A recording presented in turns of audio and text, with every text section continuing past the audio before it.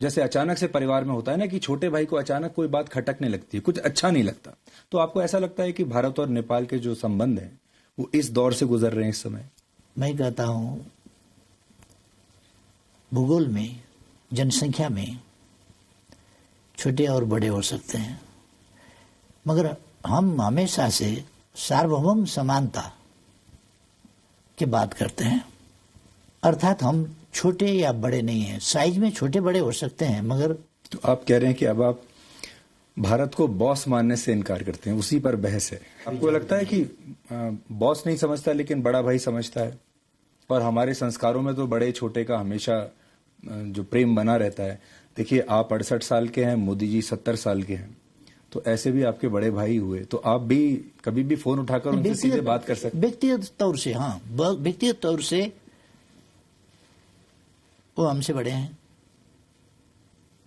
उम्र के हिसाब से।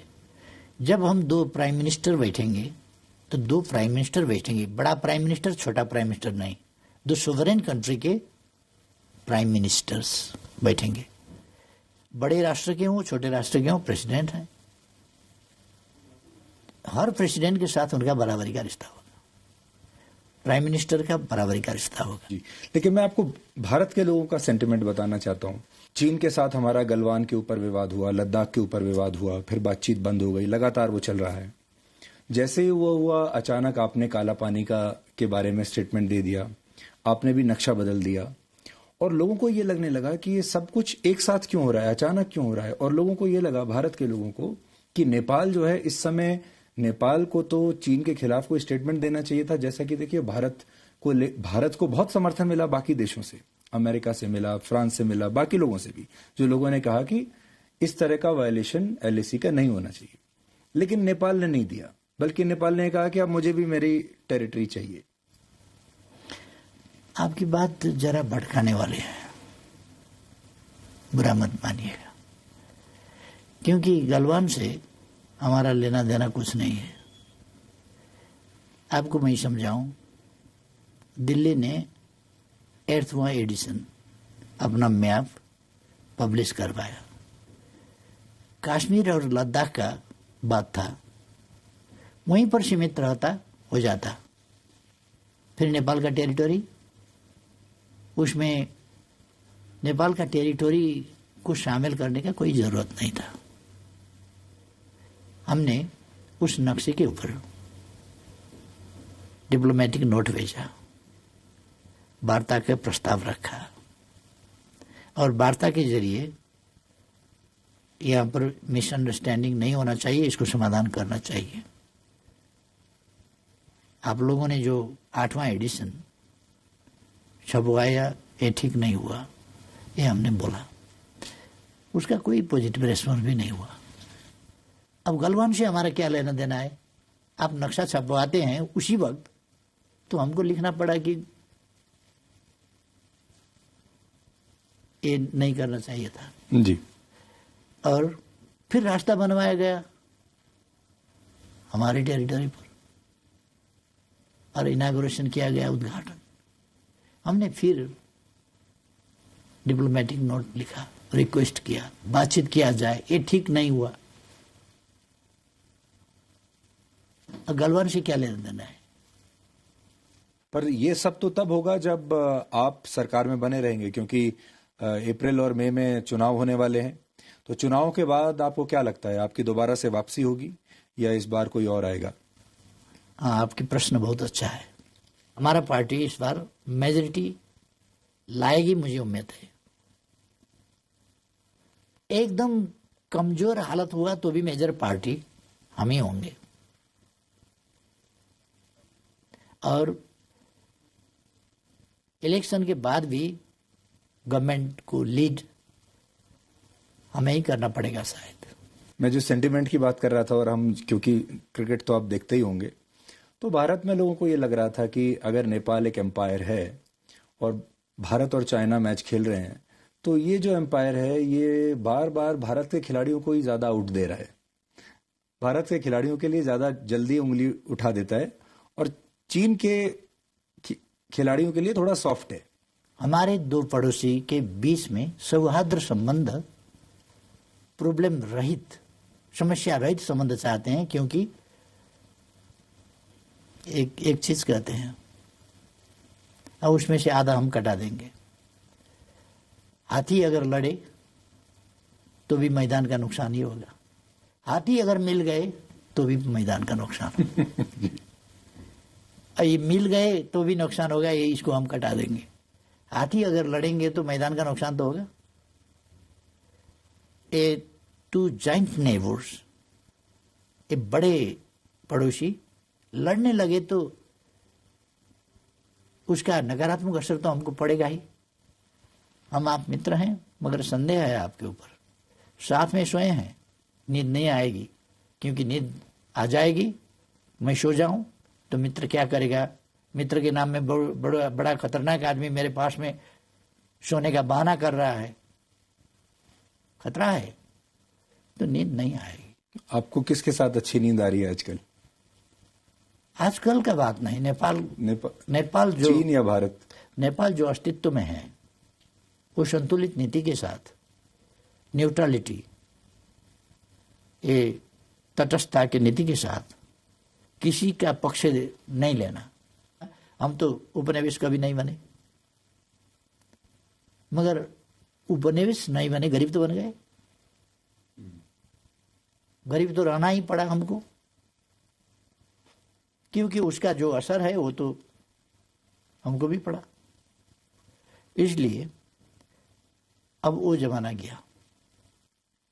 मैं अभी काठमांडू में जब घूम रहा था, लोगों से मिल रहा था, तो एकदम ऐसा लगा जैसे भारत में ही हूँ। ऐसा लगा ही नहीं कि कहीं बाहर किसी दूसरे देश में है।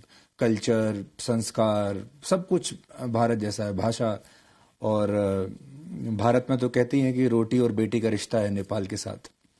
आपको ऐसा लगता है कभी कि यह रिश्ता आपका कभी चीन के साथ भी हो सकता है? ये जो भारत के साथ जो विशेष रिश्ता है, स्पेशल है, ये कभी चीन के साथ भी हो सकता है? चीन के साथ भी कभी आपके पोरस बॉर्डर्स हो सकते हैं कि कोई भी नेपाली जाके कभी भी चीन में काम कर पाए, कभी भी जाके चीन में शादी कर ले?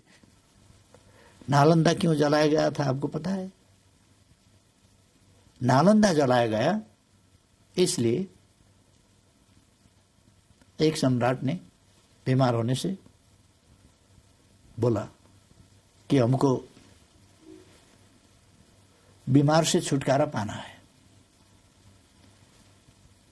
मगर तुम्हारा औषधि हम नहीं लेंगे, धर्म के हिसाब से हम नहीं लेंगे तुम्हारा औषधि, हमको ठीक करना है आपको। तो नालंदा के ऋषियों ने, मतलब प्रोफेसरों ने आइडिया लगाया कि उनको एक मोटा सा किताब दे दी और कहे कि इसके पाने उल्टाते रहो, पाने उलटते रहो और उलटते रहो। 2-4 रोज पाने उलटते रहे, ठीक हो गए। आश्चर्य से उनसे पूछा कि हम कैसे ठीक हो गए, क्या राज है? तो उन्होंने बताया कि आपको पाने पलटाते वक्त ऐसा करना पड़ा था, क्योंकि पाने ऐसे नहीं पलटते, उसको कुछ ऐसा गिला करना होता है। तो आप उंगली जीभ पर ले जा रहे थे, पटक पटक, और पाने पलटा रहे थे। वो पाने में औषधि लगाया गया था, तो वो औषधि ऐसे करके आप ले रहे थे, उससे कुछ दिन में आपको ठीक कर दिया। तो इतना डेवलप है, ये तो खतरनाक बात हुआ। हमारा धर्म कैसे आगे जाएगा? इसको तो नष्ट करना पड़ेगा, आग लगा दो इसको। 9 लाख पुस्तकें वहां लाइब्रेरी में महीनों तक आग बुझे नहीं थी वहां। 4 साल तक। मतलब हमारे पूर्वज तब भी ऐसे थे, और हमारा मेडिसिन ऐसा इफेक्टिव था। वो धरती का हम बात कर रहे हैं, धरती का इस भूखंड का बात कर रहे हैं, जिसको हमें समझना चाहिए। और आपने जो पूछा, इन सब बातों से उलझना हमें नहीं चाहिए। अगर सामने आया, निपटाना है, आगे बढ़ना है, तरीका हमारा ये होना चाहिए। इसलिए हम भारतीय भाइयों और बहनों को रिक्वेस्ट कर रहा हूं कि हमें कोई असमझदारी रखने की कोई जरूरत नहीं है। हम दो पड़ोसी देश हैं, आकार में छोटे बड़े हैं, मगर राष्ट्र की हैसियत से बराबर है। और इस समता के भाव से हमें आगे बढ़ना चाहिए। पिछले कुछ महीनों से जब हम आपको लगातार ऑब्जर्व कर रहे थे तो हमने ये भी देखा कि आप एक प्रधानमंत्री तो हैं, नेता भी हैं, लेकिन आपके अंदर एक हिस्ट्री का प्रोफेसर भी है, एक दर्शन का प्रोफेसर भी है। और हाल के दिनों में आपने जितने लॉजिक्स निकाले, चाहे वो काला पानी, वो भी आपने हिस्ट्री में से निकाला, वो पूरा नक्शे की बात। रामायण के बारे में आपने कहा, वो भी आपने पूरा माइथोलॉजी से और हिस्ट्री से ही निकाला। तो बहुत सारी चीजें आप आजकल निकाल रहे हैं। तो कई बार मुझे लगता है कि भारत के जो नेता हैं, ये सरकार है, उसको एक प्रधानमंत्री और सरकार से नहीं, एक हिस्ट्री के प्रोफेसर से भी डील करना पड़ेगा। तो इसलिए हिस्ट्री एक आपके साथ शायद हिस्ट्री पर भी वाद विवाद करने की जरूरत पड़े। हाँ, अगर जेएनयू कुछ ऐसा डिबेट ऑर्गेनाइज करेगा तो भी ठीक होगा। हमारे पूर्वज ऐसे इनोवेटिव थे और ऐसे रिसर्चर थे जिन्होंने कोई ऐसा पौधे का, पेड़ों का पत्ता नहीं छोड़ा होगा जिसको सिखा नहीं किया होगा। आपने ये भी देखा होगा कि भारत में 2014 के बाद, जब से प्रधानमंत्री नरेंद्र मोदी बने, एक राष्ट्रवाद की लहर आई है, एक नया अलग माहौल बना है। क्या आपको ऐसा लगता है कि आपके नेतृत्व में आप भी वही नेपाल में करने की कोशिश कर रहे हैं कि एक देश को उसका प्राइड याद दिलाना चाहिए, उसमें एक राष्ट्रवाद की भावना डालनी चाहिए, जो भारत पश्चिमी देशों के साथ कर रहा है, जो भारत चीन के साथ कर रहा है इस समय, कि हमें भी बराबरी का दर्जा चाहिए, वही आप नेपाल के साथ कर रहे हैं और अनफॉर्चुनेटली सबसे पहले नजर आपकी भारत पर ही पड़ गई? बात ऐसा है, आज का जमाना ही, मैंने शुरू में ही कहा, ये औपनिवेशिकता का जमाना नहीं है, उपनिवेशवाद का जमाना नहीं है। कॉलोनियलिज्म का एक जमाना था, अब वो समाप्त हो गया। उसके अवशेषों को हमें समाप्त करना है, अपने मन से, अपने मस्तिष्क से। हमें अपने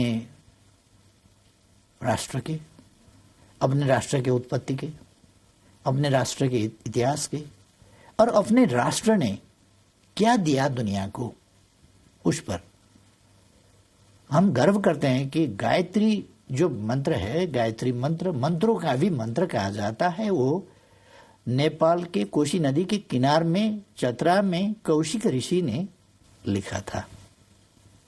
मंत्रों का मंत्र, सर्वोच्च मंत्र गायत्री मंत्र कौशिक ऋषि ने कोशी के किनार में लिखा था। व्यास यहीं तपस्या करते थे।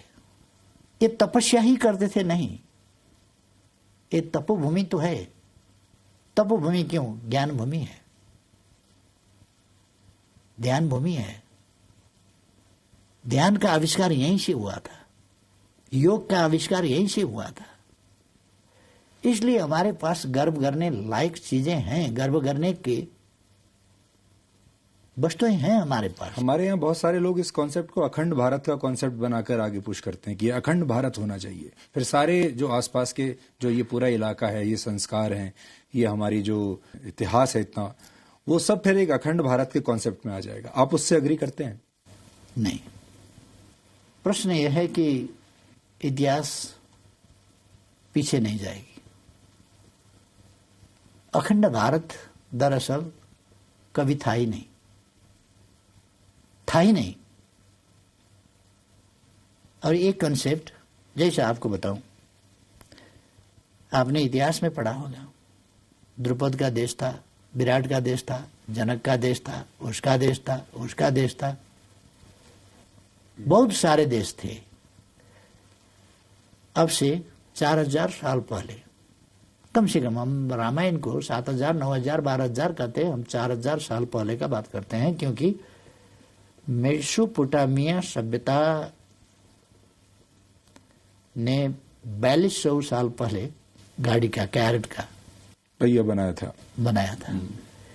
उसके बाद राम के पिता दशरथ के पास 10 रथ थे, अपने लिए, 4 रानियों के लिए, और दूसरे अपने विद्वान लोगों के लिए। इसलिए उन्हें 10 रथ कहा गया, 10 रथ होने की वजह से। इसका मतलब 4200 साल से इधर का हिस्ट्री है ये। इसका मतलब मेसोपोटामिया से यहाँ तक आने में, आप फैजाबाद तक कहेंगे जी, हम अयोध्यापुरी तक कहेंगे, आप यहाँ तक कहेंगे जी, अयोध्यापुरी तक कहेंगे। इसमें फिर मेरा कोई पूर्वाग्रह नहीं है, इसमें कोई कंफ्यूजन नहीं रहना चाहिए कि हम कोई झमेला करना चाहें, ऐसा नहीं है। हम तो बस खोज किया जाए पवित्र राम भूमि, राम का जन्मभूमि असल में जो है वही पवित्र है, उसी की मिट्टी सर में लगाने से मतलब होगा। कोई दूसरी जगह को राम जन्मभूमि कहकर मिट्टी लगाने से कोई फायदा नहीं है। कहीं ऐसा तो नहीं कि आपने हिस्टोरिकल वर्जन को डिप्लोमेसी और पॉलिटिक्स में यूज कर लिया? नहीं, मैं आपको यही सजेस्ट करना चाहता था कि हमारा हिस्ट्री जो है, एक भारत, एक भारतवर्ष। भारतवर्ष का मतलब क्या था कि ये समूचा इलाका जहां हजारों राज थे, तब भारतवर्ष का कहला जाता था। एक ही राज्य था भारतवर्ष, ऐसा नहीं है। भारतवर्ष कई राज्य थे, और ये तो यूनिफाइड भारत। दरअसल मैं सजेस्ट करना चाहूंगा, सुझाव देना चाहूंगा कि यूनिफाइड भारत बना कब, ये सचमुच में हिस्ट्री को जानना चाहिए। कल्चरली एक बनना दूसरी बात है, मगर देश कई थे। त्रेता युग में भी कई देश थे, द्वापर युग में कई देश थे। विराट राजा का विराट दरबार, हस्तिनापुर, द्वारका, गोपालों का राज था, वहां यदुवंश का राज था। हस्तिनापुर में दूसरा का था, दूसरी जगह दूसरा का था, दूसरी जगह दूसरा का था। ऐसा बहुत राज्य थे। राज्य बनते थे, टूटते थे, जीता जाता था, हारा जाता था। वो समय ऐसा ही था, माइट इज राइट का जमाना था। जिसने जीता जीत लिया। कोई संयुक्त राष्ट्र संघ तो नहीं था, पीस कीपिंग फोर्स भी कोई नहीं भेजता था तब। जिसने समेटा और खदेड़ दिया। हाँ, इसलिए कभी था ही नहीं भारतवर्ष एक